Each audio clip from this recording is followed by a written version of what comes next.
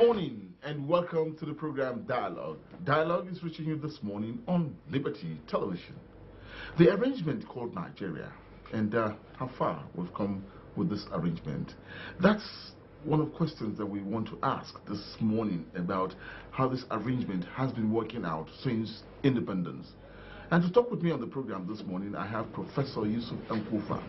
Professor Yusuf Kofa is a professor of law at Ahmadu Bello University, Zaria. Good morning. I'm glad to have you on the program Dialogue. Good morning. Yes. And good morning to your viewers.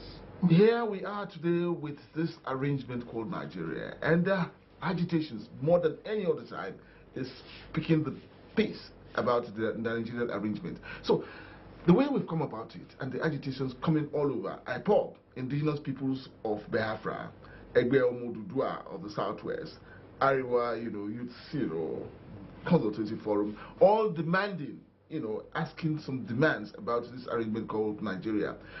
The way it's going, how far can the center hold about this arrangement?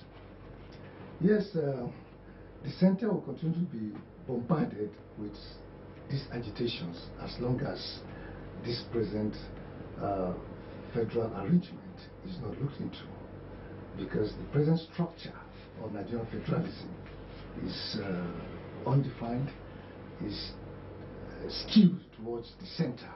The center has been awarded enormous powers. Look at the list on the legislative list, the items. Look, the federal government has close to 68 items on the list. This is a burden onto her. And because the fact that the center tends to assume more mandate, we realize that the state and local governments that should be the bastion of development really have not much to do. And that is part of the demands that these agitators are trying to bring to the fore. That look, let there be a kind of restructuring. Let there be some kind of devolution of more powers to the state and local government. And also, some of these things that the government still hold on to is inimical to progress in this century. For example, let there be state police, because the governor of a state, as the chief security officer, is only there in theory, because the commissioner of police still take instructions from the center, and therefore in some cases they could work at cross purposes. So the agitations to look, let there be some kind of policing by the state. Also, there are other germane issues: resource control, resource allocation.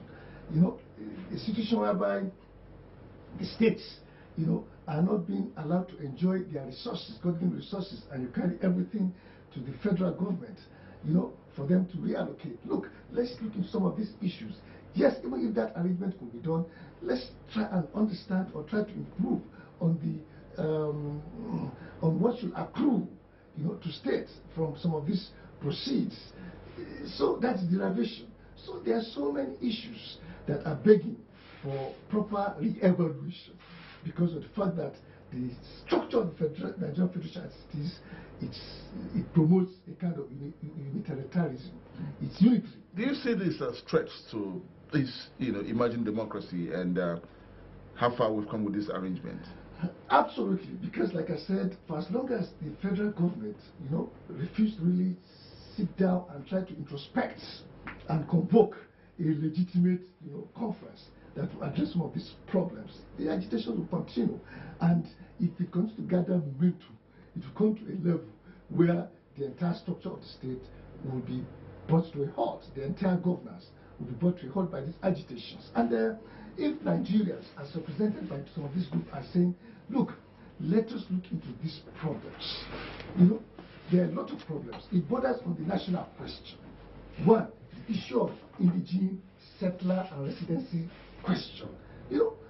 It's all part of the problem. Even gender issues. So the entire gamut of the philosophy behind federalism, it's really absent in the Nigerian variant. So this agitation will continue unless and until the federal government genuinely sit down, introspect, convoke a legitimate, session to address. We will be asking the question at this time that who is afraid of who in this arrangement called Nigeria? I'm putting that to the fore by looking at the hate messages in this agitation. When you look at it, IPOP says it wants to go in separate ways in Nigeria. Agbe Modudua is saying that look, the structure has to be. Ariwa is saying that look, yes, go, get out, and all of that. So the threats on all of that. The conservative political class are the ones that are afraid, because Nigeria, is being run for our benefits only. Look at the budget of the country.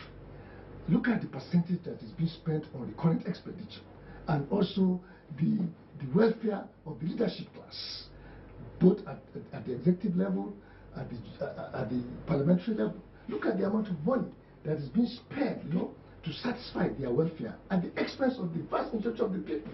Therefore, because of the fact that there are partious political class that is conservative largely benefits from Nigeria, to the exclusion of others, they will not want to respond to some of these agitations because they know it will alter the entire configuration. I'm looking at the 8th Assembly in all of this, because what you have pointed out shows, does a pointer to the National Assembly, representatives of the people. This talk has not been taken so much in the arrangement of the National Assembly. So when we get to hear all of these coming out from the people, where is the role of the National Assembly in all of this? You see, the National Assembly cannot perform this role because of the fact that they don't have the capacity. The recruitment process into political offices in Nigeria is based on patronage, not on the will of the people per se. Candidates are imposed on the people. People are, disconnected from the process that will genuinely, even though democracy in Nigeria try to say it's for the people and by the people. When you look at Nigerian variant, it has put a lie to that a group of cabals just arrogate onto themselves the model, of how to, bring about people into the political system, through a recruitment system that favors them, monetized, highly monetized. It has been commoditized. Politics in Nigeria is an enterprise. It is the highest bidder who can fall in line in terms of aspiring or attaining political leadership in Nigeria. So when you have such kind of people in the National Assembly who are merchants, how do you expect them to have the interest of the nation at heart? No. And that is why most at times they continue to pursue their economic interests.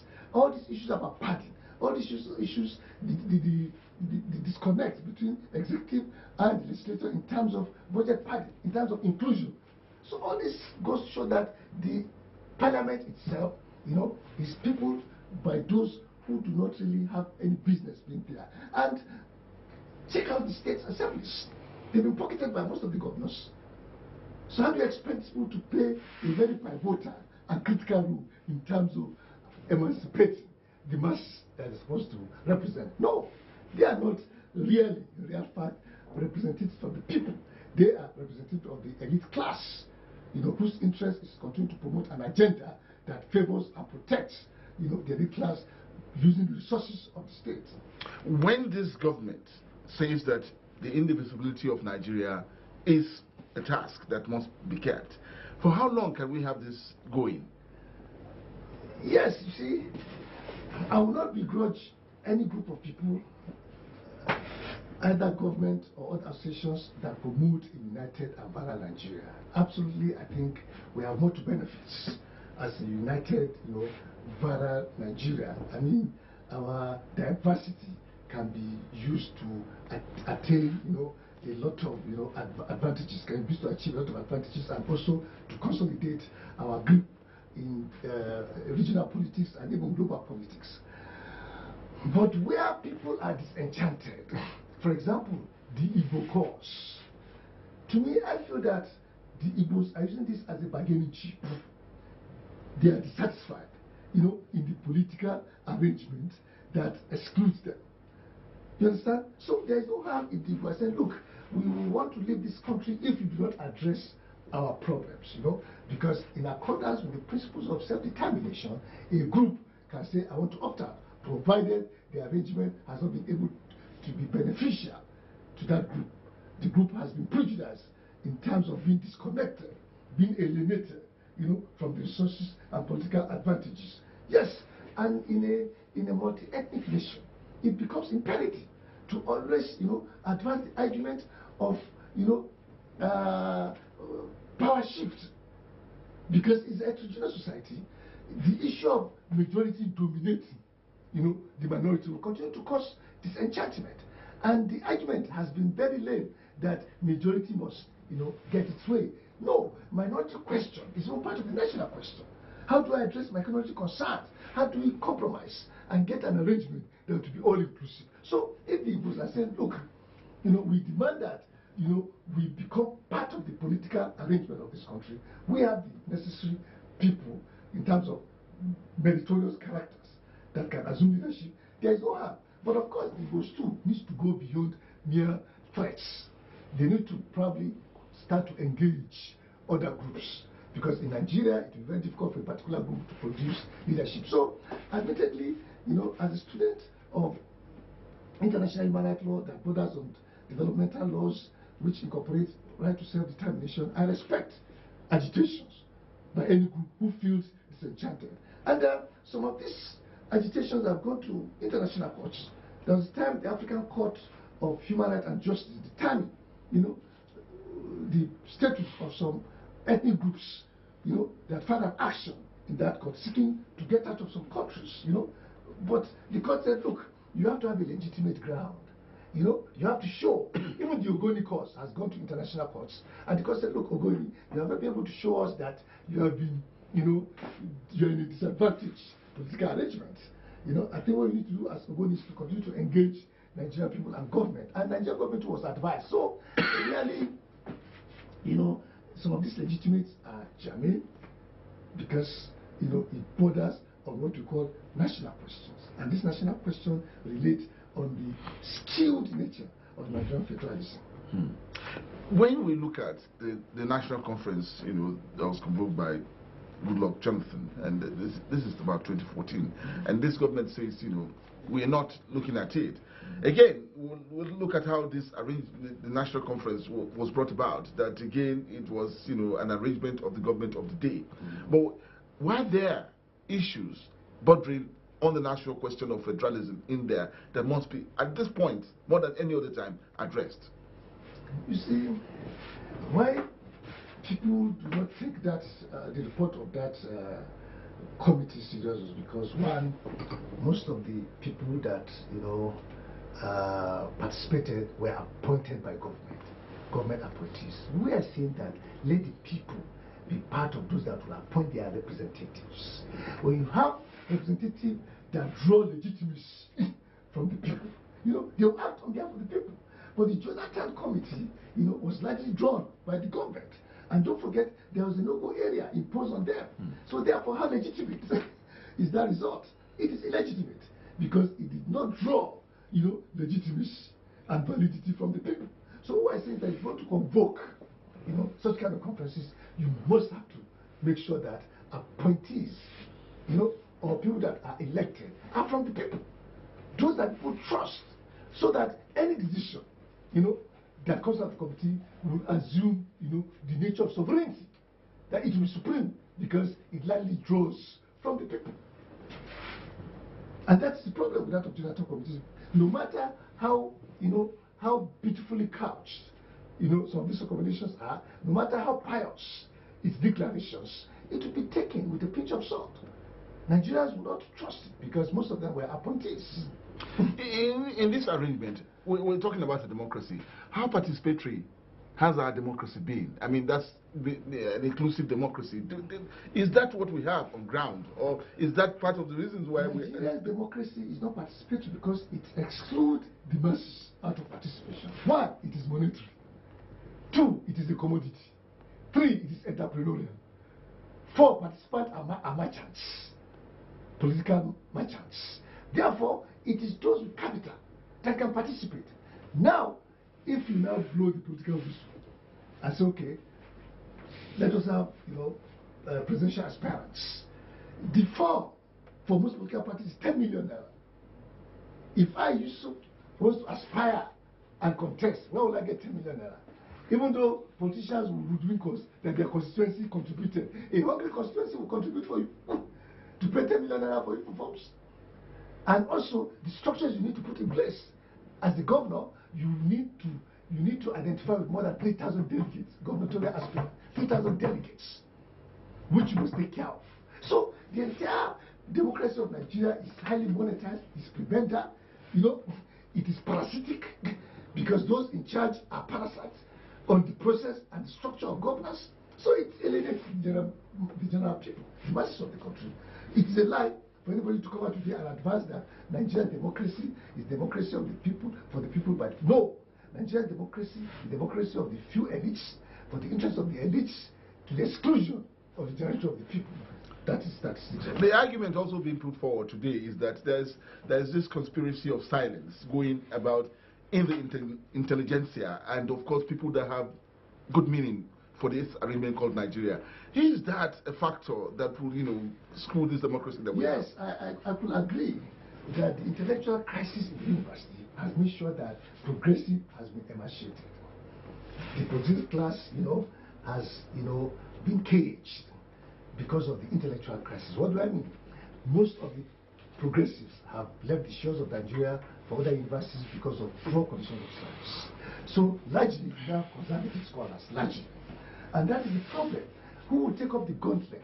Who will lead the revolution? Not really war, not really in terms of war, no, intellectual.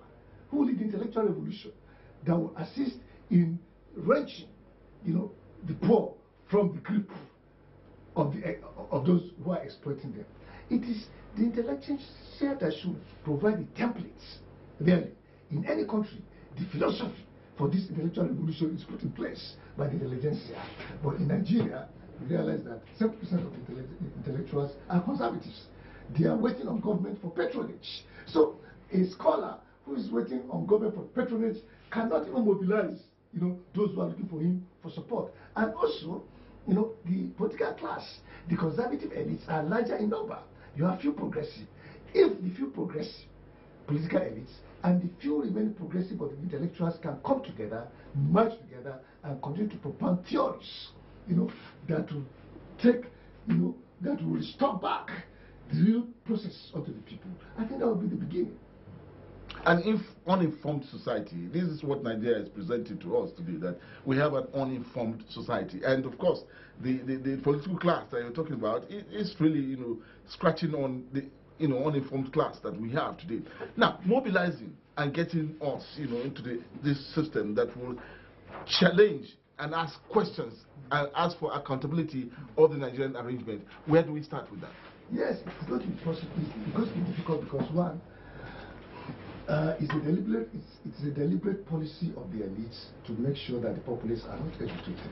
If not, why is education not being declared as an emergency in this country? So it's a deliberate ploy, because an uninformed citizenry would be a very good vaccine, for the elite class. And also, the fact that the economic policies are anti-people. They are basically operating roots influenced. These are policies by the Western world, Western oligopolistic capitals, that benefits the leadership class. So it's deliberate. One, the poor will not be educated. Two, you will be left in a growing state of deprivation, poverty. So by the time they live in that kind of position of disadvantage, you are totally disorganized. The masses are totally disorganized. They will be looking for crumbs for survival,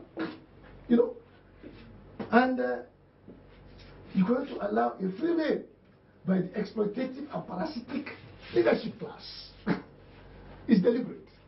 Therefore, the first agenda, if you want to pursue a development agenda for Nigeria, is to declare education in Nigeria an emergency.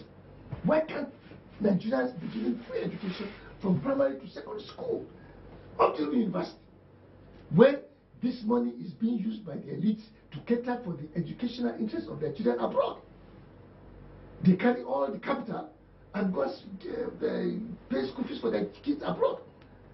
3 children of the elite school in Harvard can educate a family of 50 of the poor class in Nigeria. So why don't you declare, this sector an emergency sector, so that you recharacterize, you reorient, empower the teachers, give them training, and develop public school system. So the fact that public school system is not in existence in Nigeria is a clear indication that it is deliberate. The program is Dialogue this morning, and we're looking at the question about our federalism. And Professor Yusuf and Kofa, Professor of Law, Ahmadu Bello University, sharing thoughts with us this morning. We'll go for a commercial break. When we come back, we'll be looking at another side of the story.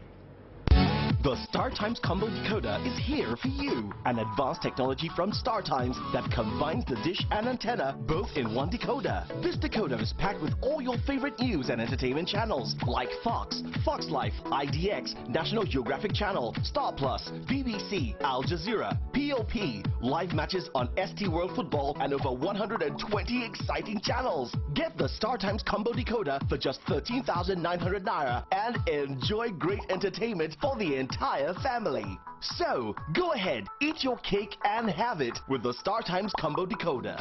StarTimes. Enjoy digital life. This is television reborn. Enjoy more than 200 channels. No decoder needed. The real digital TV is here. StarTimes Digital TVs. Welcome back. The program is Dialogue this morning, and we're looking at the question about federalism. Little fires are burning all over the country, and such little fires, or these little fires, I said that we must address these little fires before it goes into a conflagration. And who to address that? These little fires that are burning, all over the country that we're seeing them today, bordering on conflicts. Who to address these little fires, and how to put a stop to them before it goes into an unimaginable consequences for Nigeria. The first question is, what are these demands? What is the demand? Or what are the demands of this country? Nigeria as a heterogeneous society, right from onset, the tribes has been viewing themselves with mutual suspicion, right from onset. And the government has failed to promote any agenda of, harmonization. There's no agenda of harmonization, integration. Even though there were some, system put in place like the National Youth Service Corps, but really, the government has abdicated its role in terms of integration. And that was what our first leaders should have done. That look, we inherited a divergent country in terms of creed, faith and other dispositions. Now, what do we do to aggregate some of these things in which people shared a common humanity? How do we do that? So that, what binds us, what joins us together will be more than what, really put us away. So, I think that has been a failure on the part of government. And that's why some of these demands are coming out. And the issue is, what are these demands? The country itself has failed to promote a national agenda. What is the public good that Nigeria intends to promote? In terms of, foreign service, what is the public good? In terms of economy, in terms of politics. So Nigeria as a country itself, if you go to the United States, they have a public goal that will address their own understanding of public good. But in Nigeria, we don't have that kind of thing. And when you have these tribes scattered, they might develop their own aspirations based on their own affiliations. And that is the basis of this crisis. The Oduduwa people feel, well, in this country, this is the aspirations of Oduduwa, legitimate demand of Oduduwa in this country. And it's not being discussed, let alone, being, given effect to. The Arewa community, and the Igbo community. The Arewa community is even more dismal because one, we have been exploited, right from the onset.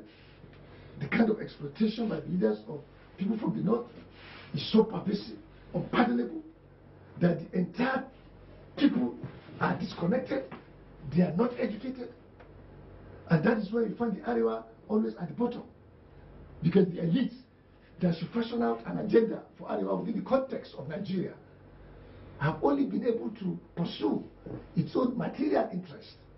So, while the elites of the Yorubas, the Igbos, the Hausas, and others have been pursuing a common, selfish, material interest, they have left the people. And because people are suffering from economic exploitation, lack of political inclusiveness, lack of social justice, absence of rule of law. So they begin to sit down as a group. Look, let us articulate our position. So some of these demands are legitimate. But the rapacious elites that are united as a class, that draws, membership from all tribes, have their own public good, in clear terms. Understood. One, plundering of the nation. Because we are talking from what is on ground. What has leadership elites done since independence to date? Plunder. Parasitism. Seeing government as nothing but a benefit to them all. And seeking for position just for the prerequisites of power. Not to serve. If not, why should a public officer, have 1 billion, 2 billion? What's your salary?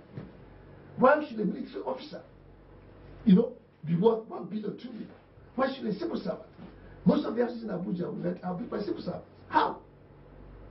How? So this goes to show that the leadership class is only, interested in terms of its own public goal in plunder to entrench itself for the perpetuation of their class, and also to continue to regenerate through education for their offspring.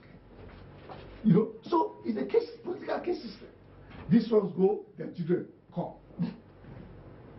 So the leadership class as it is constituted will not address these problems because it's a challenge to their rapacious nature. Dialogue this morning, and about time that we bring our viewers into what we're looking at this morning, and that's talking about the question about our federalism.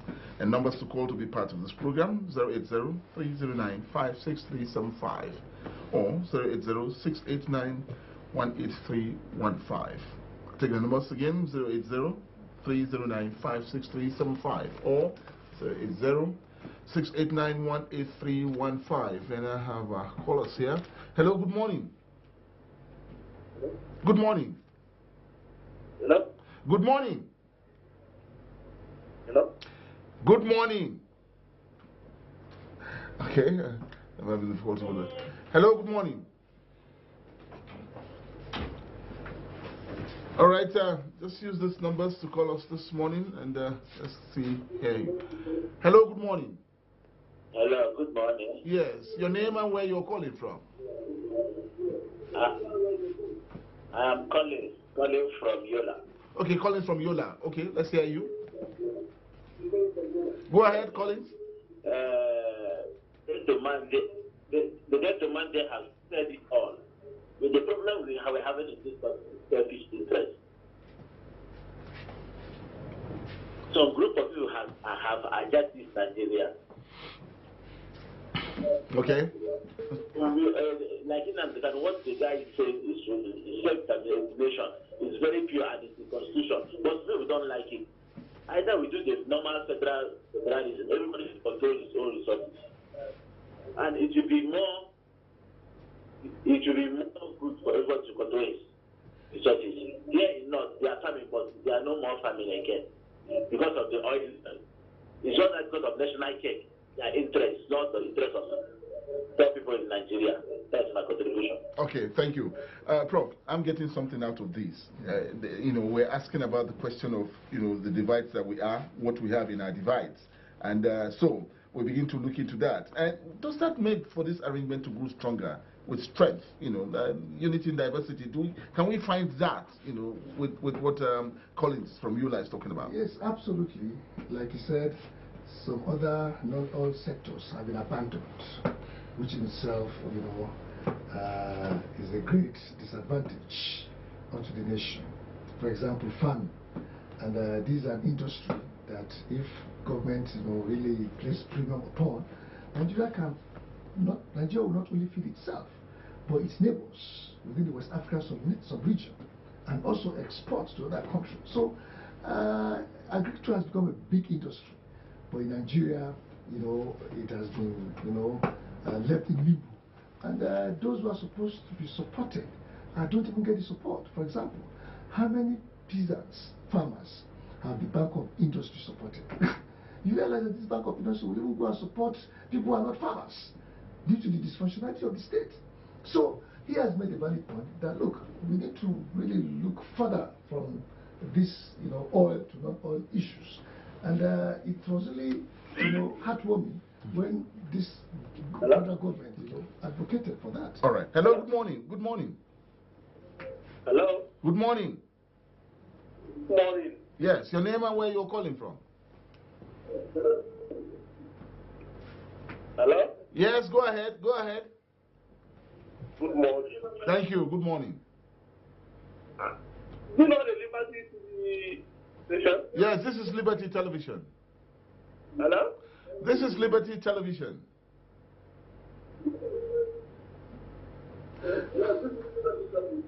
Okay. Yes. So go ahead. Go ahead.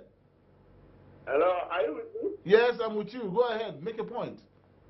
The issue you people are discussing on the television this morning is a very vital issue. Hello? Yes, go ahead. Just go ahead.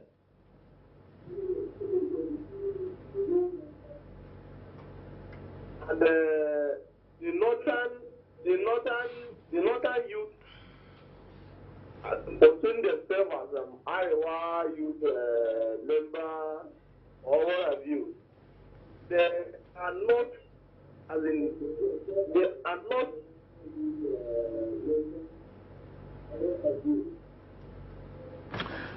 Well, I just have to let you go. We're not getting each other. Well, if you're calling in, please turn down the volume of your television set so we can have a clear conversation here.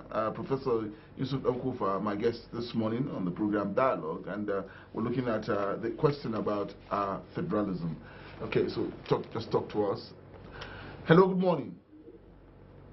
Good morning, Mr. Tony. Yes, good morning. Yes. I'm Comrade Anachi calling from the Rain. Okay, Comrade Anachi, let's hear you. Yes, I think the problem of Nigeria is not arrangement. There is nothing wrong with the arrangement of the Federal Republic of Nigeria as it is today. The problem of Nigeria is the problem of leadership. We need to have credible leaders like Muhammad Buhari, leaders that are not looters, leaders that can lead with example, by example, leaving followers with no option rather than to follow. Then the second problem is that we don't allow the Constitution to speak for itself. You and I know that we have 3 tiers of government in the Constitution: federal, state, and local government. But only 2 are in operation. Local government is being marginalized. You and I know that joint account is unconstitutional and is illegal, but it's being operated. So once we have good leaders, follow the Constitution, you are done with Nigerian problem. You need to bless our country. Thank you. All right, thank you very much, Comrade Anachi. There, the question of leadership in the arena. He has contradicted himself. He said the problem is not structural. About the structural federation, and he's now saying that the local government are not being allowed. So you see, it's part of our problems. Admittedly, leadership too is part of it, and I've said that holistically. But the problem we keep having is that we're always trying to identify leadership within the context of one person. Yes, you need somebody that can drive the process. But it's about class. We need to have people who share the same vision with Buhari in large groups. And that's the problem. If you only have one Buhari... This is Buhari a lone ranger in all of this. So you see, that's where we miss the point. We need to really argue for the emergence of a mass, members of this class that share the same ideals, with Buhari, that have the interest of the nation. That's what I say, progressive. That it will take a strong synergy between the progressive wing of the political class and that of the intelligentsia to come together and drive this process, so that we can identify and assist in the promotion of a class-based, responsible leadership, not to individualize it. Because if you have an individual whose subordinates do not share, then the growth will be stunted. Is that what he's presenting today? Absolutely. Absolutely. Because if you look at the presidential team, most of them are fatigued. I mean, you have people like Fashola, who have been chief of staff from 1999 till 2015. He has been in government. And you know, he's tired. He's law of nature. You have to look at Amici, who was speaker, members of Assembly, speaker of the House of Assembly in the state, and also has been in governance for close to 8 years. You bring him on board. I mean, fatigue will set in. So you agree that one of the major problems of the presidential team is that it is lackluster, but either by virtue of being fatigued or lack of capacity. And at this point, in our history, we don't need, people. We don't need to experiment with people.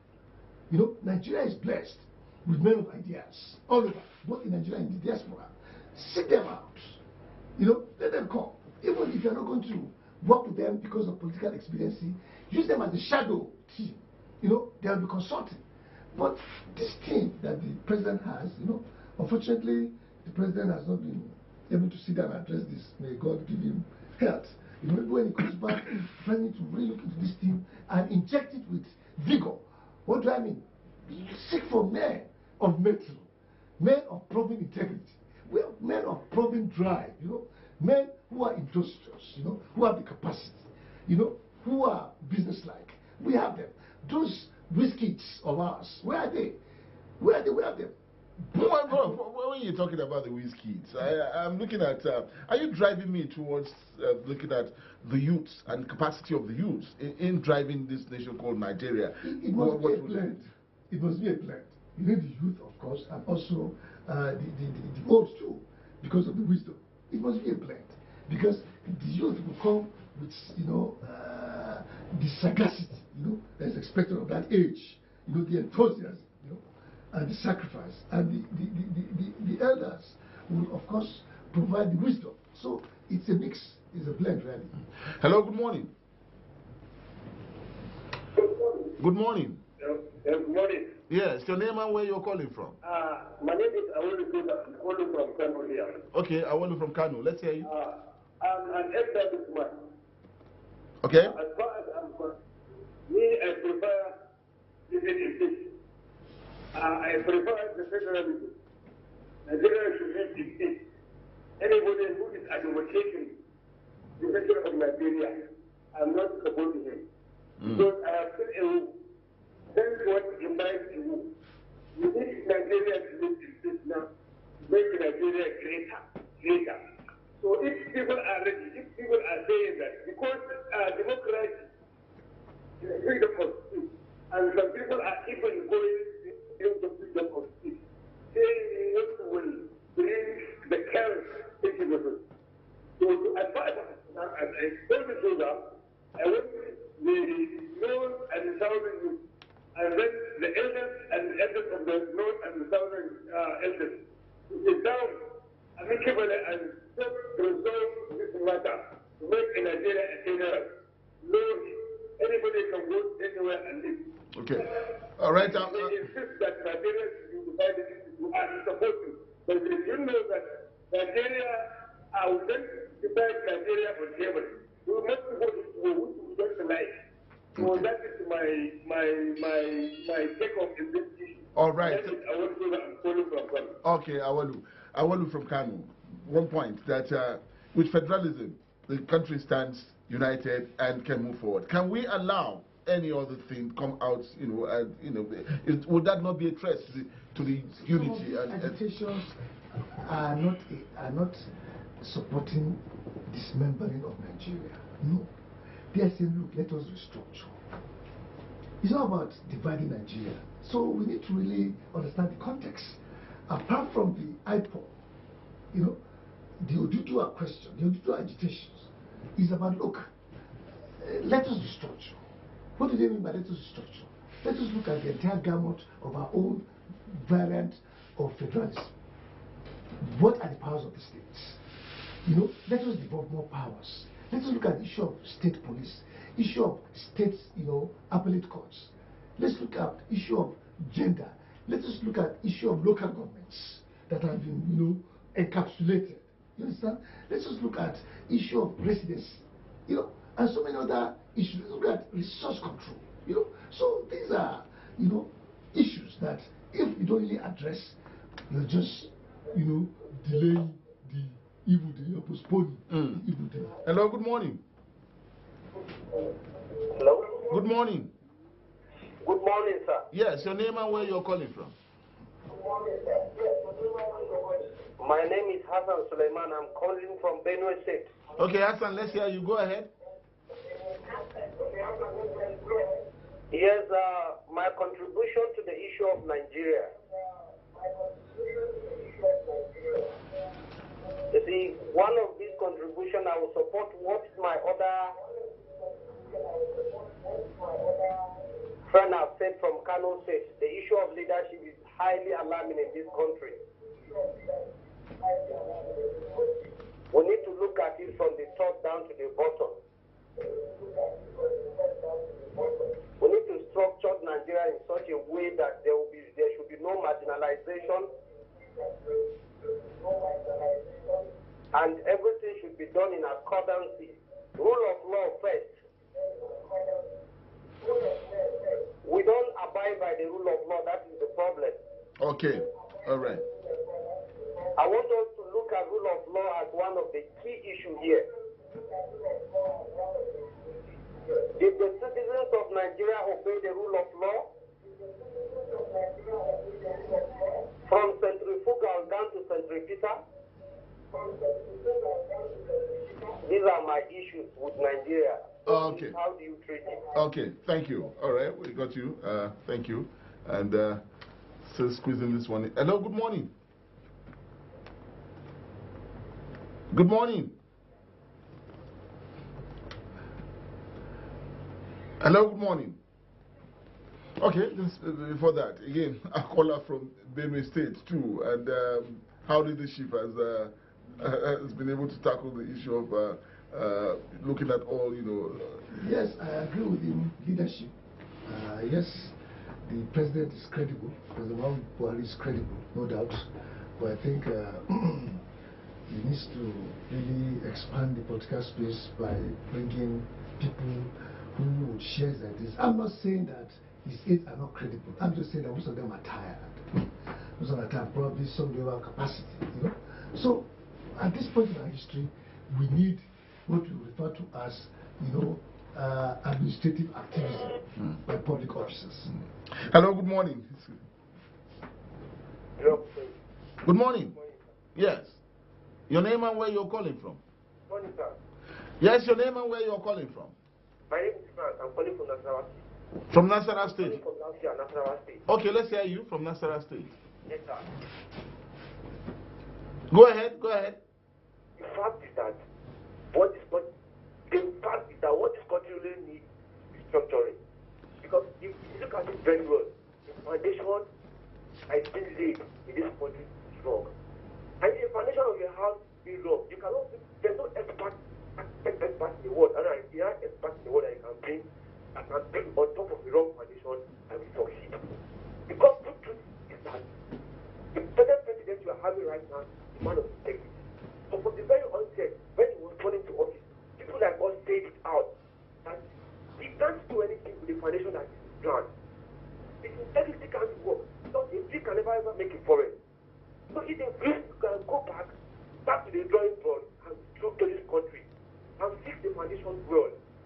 We will see good leaders that can rise up. As of now, with the prayer position Nigeria is, with the type of government which we are running in this country, I don't think there is no sense that can come and fix things. Thank you very much. That's my comment. All right, thank you. Going back to the roots, you know, that has to be addressed from the basis, and that's the way that we can think about moving the country forward. We go back to the pragmatic submission. You know, if the foundation is faulty, then you're going to have a problem. You know, the entire structure. So, restructuring is not about dismembering Nigeria, at least from most of the advocates. And even the Biafra agitation, to me, I think it's just a bargaining chip. You know, and look, the Igbos feel that they are not being,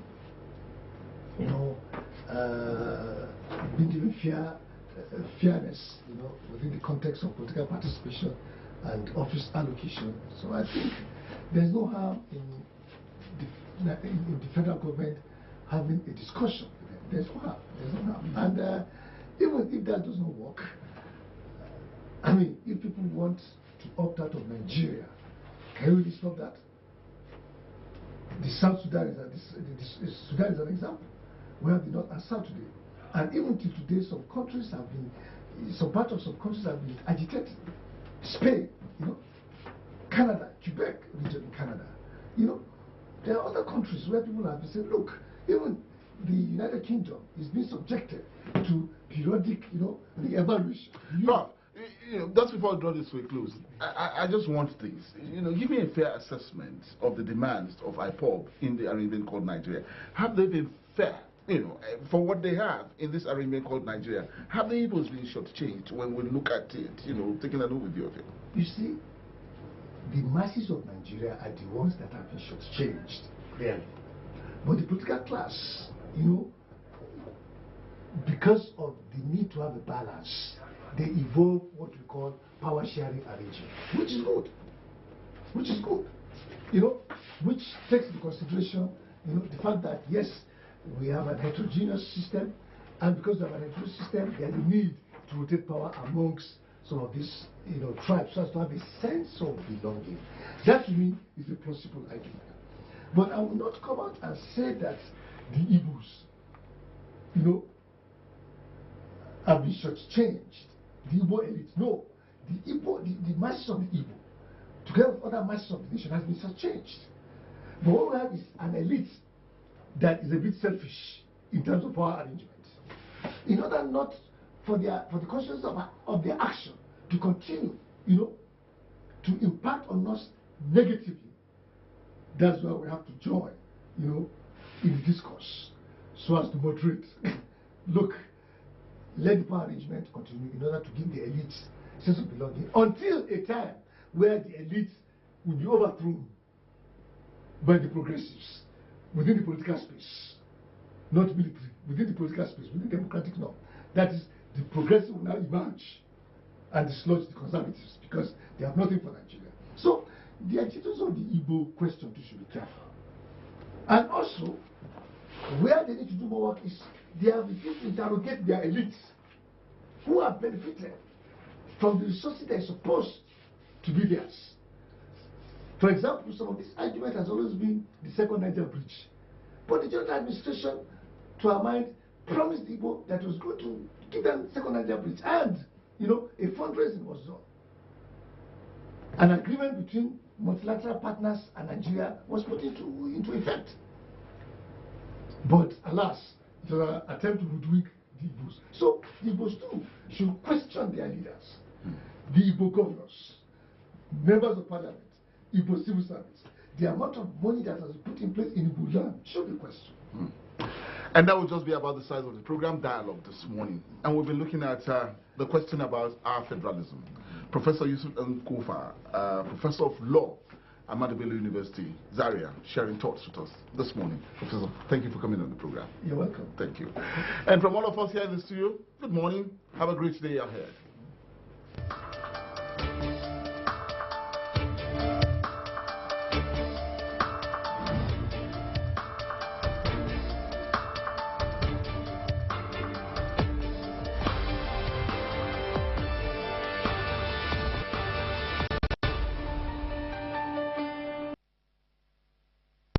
The Star Times Combo Decoder